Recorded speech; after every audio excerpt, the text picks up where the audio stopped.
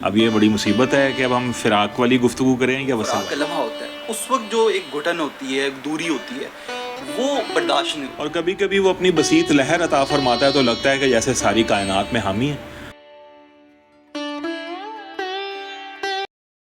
یہ جو سر مختلف الفاظ ہیں، لگاؤ، کشش، انس اور محبت، یہ سر مترادف ہی لگتے ہیں آپس میں، لیکن اوبیسلی مترادف نہیں ہیں. سر ان میں کیسے ڈفرینشیٹ کیا جا سکتا ہے اور کیسے ایک احساس ہو کہ کیا چیز محبت ہے، کیا لگاؤ ہے، اور کون سی فیلنگ جو ہے انس کی جی فیلنگ. حافظ صاحب، اس میں ایسا ہے کہ لفظ جب مختلف ہوتے ہیں، جیسے محبت مختلف لفظ ہے، انس مختلف لفظ ہے، لگاؤ، لگی، دل کی لگی، دل لگی، تو جب لفظ مختلف ہوں گے تو ان کا فہم بھی مختلف ہوگا اور اس کا شعور بھی مختلف ہوگا.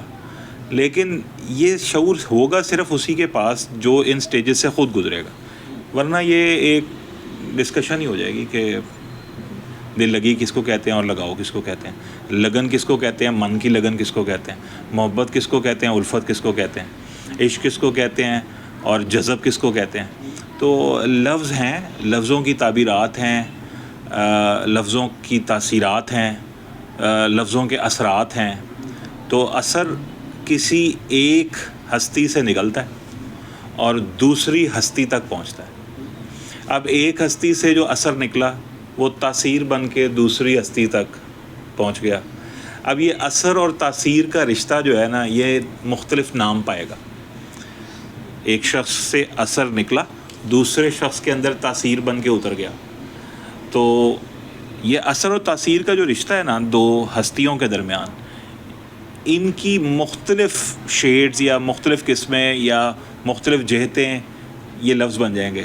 کوئی اس کو کہے گا یہ الفت ہے، اب یہ لگن ہے، یہ دل لگی ہے، یہ محبت ہے، یہ عشق ہے اور یہ جذب ہے. تو ویسے اس کی تعریف اگر آپ ڈکشنری نکالیں گے تو مل ہی جائے گی آپ کو کہ انس کیا ہوتا ہے، جس میں انسیت ہوگی، جس میں آپ کو ایک افیکشن ہوگی دوسرے شخص کی طرف، آپ کو ایک دوسرے شخص کے اوپر ایک رحمت کا غلبہ آپ کے اوپر ہوگا، آپ اس کے اوپر رحم دل ہوں گے اور آپ اس سے رحم دلی کے جذبے کے ساتھ محبت کریں گے، کھچاؤ ہوگا آپ کا اس کی طرف. لیکن اصل بات ہے کہ ڈکشنری ورڈز میں پڑھنا نہیں چاہیے، یعنی یہ اس کو پریکٹیکل رکھنا چاہیے. ان لفظوں کو اپنی پریکٹس سے سیکھنا چاہیے کہ آپ کس سٹیج کے اوپر، کس اسٹیشن کے اوپر انس کی حالت میں، کس سٹیج پر اور کس اسٹیشن کے اوپر آپ لگن کی یا لگاؤ کی حالت میں، اور کس اسٹیشن کے اوپر آپ محبت کے عالم میں. تو یہ یاد رکھیں کہ یہ جتنی بھی اثر اور تاثیر کا رشتہ ہے یہ شوق سے شروع ہوتا ہے، خوشی سے شروع ہوتا ہے. ایک ایلیمنٹ آف ہیپینس ہے بندے کے اندر ایک خوشی کا ایک تاثر ہے جو پیدا ہوتا ہے کسی دوسرے شخص کے لیے. وہ خوشی بڑھتے بڑھتے ایک لگن کی صورت اختیار کر لیتی ہے. انسان کہتا ہے میں اس شخص کے ساتھ بڑا لگاؤ محسوس کر رہا ہوں، تو اصل میں وہ ایک خوشی ہے. اور خوشی کیا ہے؟ کہکہا نہیں ہے. خوشی مسکراہٹ نہیں ہے، خوشی لگاؤ ہے. خوشی ایک راضی رہنے کا تصور ہے، راضی ہو جانے کا تصور ہے، راضی کر لینے کا تصور ہے. تو جب انسان کسی ایک شخص کو سے راضی ہو جاتا ہے اور اس شخص کو راضی کرنا بھی چاہتا ہے اور راضی کرنے کے لیے پھر وہ جتن کرتا ہے، محنت کرتا ہے، سفر کرتا ہے، تو اسی سفر کے دوران جو مختلف سٹیشنز آتے ہیں اس میں کہتا ہے مجھے اس سے لگاؤ ہو گیا، اسی میں کہتا ہے مجھے اب ان سے انس فیل ہو رہا ہے، اور اسی میں کہتا ہے کہ مجھے اس سے محبت ہو گئی ہے. اور جب محبت اپنے سارے بندھن توڑ کے یہ فیصلہ کر لیتی ہے میں نے خود کو فنا کر لینا ہے، تو وہ عشق بن جاتی ہے. اور جب وہ ہر وقت اسی کا خیال آپ پر غالب ہو جائے تو جذب بن جاتی ہے. لیکن یہ پریکٹیکلی میں سمجھتا ہوں سننے والے بھی اور آپ بھی اور میں بھی، ہم سب اس سفر سے گزرتے ہیں اور ہم اس کے اپنے معنی خود تلاش کرتے ہیں. تو جب آپ اس کے معنی خود تلاش کریں گے نا تو وہ آپ کا اپنا سفر کہلائے گا، اس میں آپ کو اس کا لطف آئے گا. ورنہ ڈکشنری میننگ تو کتاب میں موجود ہے اور میرا خیال ہے آپ وہ تو پوچھ بھی نہیں رہے کہ اس کے ڈکشنری میں کیا معنی ہے. تو اس پہ کوئی مزید اور بات ہے تو آپ نے اثر کی بات کی، تو سر یہ جو اثر کی تاثیر سے متاثر ہوتا ہے، ایسے محبوب یا ایسے انیس یا ایسے معشوق کو فراغ ضرور آتا ہے اس میں. ابھی فراق جو ہوتا ہے گو کہ اس کی الگ لذت ہے، اس سے گزرنے کے بعد تو مطلب کہا جاتا ہے، جیسے کہ وہ آتش ایک شاعر ہیں، وہ بھی کہتے ہیں کہ وہ مزہ دیا طرف نے میری آرزو ہے یارب میرے دونوں پہلو میں دل بے قرار ہوتا.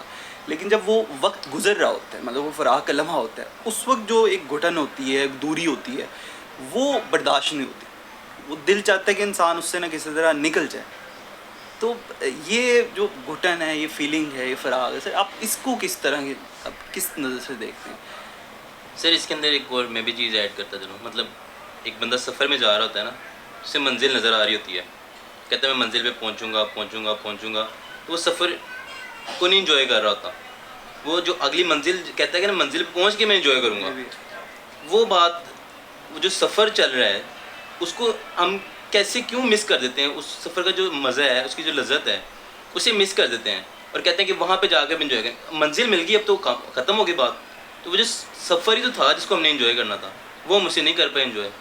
اس کے اوپر بھی تھوڑا سا سر کمنٹ کیجیے. جی متین، یہ جو آپ نے فراق کی بات کی، گھٹن کی بات کی، اور جو ہاشم ہیں وہ کہنے لگے کہ سفر سے زیادہ محبت کرنی چاہیے یا منزل سے.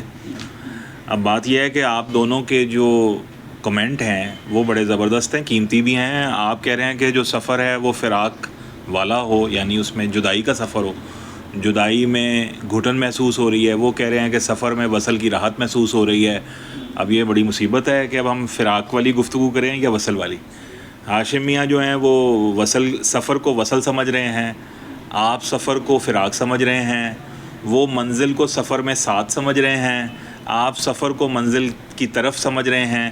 اب یہ دونوں راستے ہیں. دیکھیں، انسان کو اللہ تعالیٰ نے اتنا تنوع دیا ہے، انسان کو اللہ تعالیٰ نے اتنی انسان از فل آف ویریبلس، ٹھیک ہے، اور اس کی کوئی کیفیت جو ہے نا وہ یکسانیت کا شکار نہیں ہوتی، تنوع میں رہتی ہے ہر وقت، کبھی ایک کیفیت کبھی ایک کیفیت. بڑا ممکن ہے کہ اگر ہم اگلے ہفتے اسی طرح بیٹھیں تو جو ہاشم ہے وہ آپ والا سوال کر رہے ہوں اور آپ جو ہیں وہ ہاشم والا کمنٹ دے رہے ہوں. تو انسان کی زندگی میں اتنے تنوع ہے، انسان کی نیچر میں اتنے ویریبلز ہیں کہ انسان جو ہے اس کی سوچ کی رفتار، اس کی سوچ کی مقدار، اس کی سوچ کی منزل، اس کی سوچ کا سفر، اس کی سوچ میں ہم سفر، یہ بدلتے رہتے ہیں. تو فراق بھی رہتا ہے، بے چینی بھی رہتی ہے، گھٹن بھی رہتی ہے، فراق وصل بن جاتا ہے، وصل فراق بن جاتا ہے. تو انسان ایسا ہی ہے. اور اللہ تعالیٰ نے جو اس کے اسماء گرامی ہے اس میں ایک اسم ہے القابض اور ایک اسم ہے الباسط. تو کبھی کبھی ایسا ہوتا ہے کہ قابض کی شان جو ہے، اس کی جب وہ شان مہربان ہوتی ہے تو اس کی صفت سے لگتا ہے جیسے ہم میں ایک بڑے ایک زبردست طاقتور گھیرے کے اندر ہم ہیں. اور کبھی کبھی وہ اپنی بسیط لہر عطا فرماتا ہے تو لگتا ہے کہ جیسے ساری کائنات میں ہم ہی ہیں.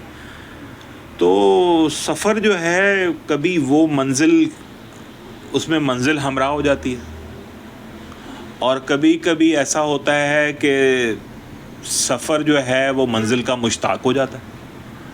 کبھی کبھی ایسا ہوتا ہے کہ سفر اور منزل تو محو سفر رہتے ہیں لیکن ہم سفر کا فراق محسوس ہوتا ہے. تو اصل میں جو فراق ہے نا، جو آپ کہہ رہے تھے، بے چینی، گھٹن، وہ نہ سفر کی وجہ سے ہوتی ہے، نہ وہ منزل کے اشتیاق میں ہوتی ہے، وہ ہم سفر کے کہیں بچھڑ جانے سے ہوتی ہے یا ہم سفر سے بے رخی کی وجہ سے ہوتی ہے. تو ہم اپنے سفر میں کبھی کبھی ہم سفر کا خیال اتنا قیمتی نہیں جانتے اور کہیں اس کی بے توقیری ہو جاتی.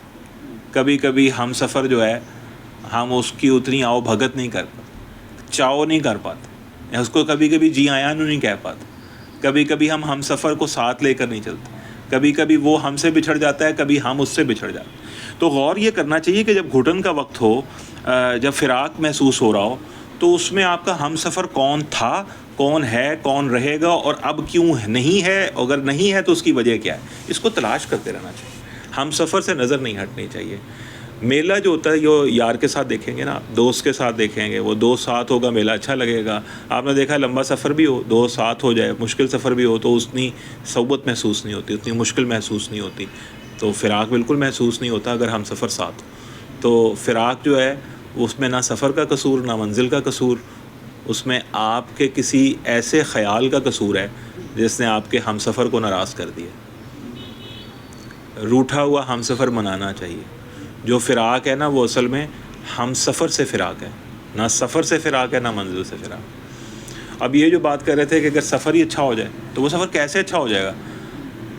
ان کا ہم سفر کہیں ساتھ ہے، ان کی اس بات میں ہم سفر کہیں ساتھ ہے، ہمہ وقت یہ خیال کہ ہم سفر ساتھ ہے۔ تو اگر ہم سفر ساتھ ہوگا تو گھٹن کا احساس کم ہوگا، فراق کا احساس کم ہوگا، وصل کی راحت زیادہ محسوس ہوگی، ہر لمحہ میلہ محسوس ہوگا، ہر ساعت جو ہے وہ راحت محسوس ہوگی، تو بدل جائے گا معاملہ۔ خلوت میں جلوت ہو جائے گی، آپ اکیلے بیٹھے ہوں گے انجمن ہو جائے گی، اس میں آپ اکیلے بیٹھے ہوں گے اور اکیلے نہیں ہوں گے۔ مومن خان مومن نے کہا تھا نا، تم میرے پاس ہوتے ہو گویا جب کوئی دوسرا نہیں ہوتا۔ تو یہ دوسرا نہ ہونے کا مطلب ہی یہ ہے کہ ہم سفر ساتھ ہیں۔ اپنے ہم سفر کے ساتھ توجہ رکھنی چاہیے، وہ آپ کا استاد ہو سکتا ہے، آپ کا پیر ہو سکتا ہے، مرشد ہو سکتا ہے، آپ کا عالم ہو سکتا ہے، آپ کا ہادی ہو سکتا ہے، جس کی یاد آپ کے ساتھ ہے وہ آپ کا ہم سفر ہے۔ وہ صحابیوں میں سے کوئی ہو سکتا ہے، وہ اہل بیت کی عظیم المرتبت شخصیات میں سے کوئی ہو سکتا ہے، وہ نبی اکرم صلی اللہ علیہ وسلم کی یاد کی صورت میں آپ کا ایک ہم سفر ہو سکتا ہے، وہ یاد آپ کی ہم سفر ہو سکتی ہے، وہ انبیاء کرام کا احترام ہو سکتا ہے، وہ اللہ تعالیٰ کی یاد ہو سکتی ہے۔ اور سفر اور منزل میں جب صبر آپ کے پاس ہو جاتا ہے تو اللہ آپ کے ساتھ ہو جاتا ہے، ان اللہ مع الصابرین، تو پھر آگ ختم ہو جاتا ہے، وصل شروع ہو جاتا ہے۔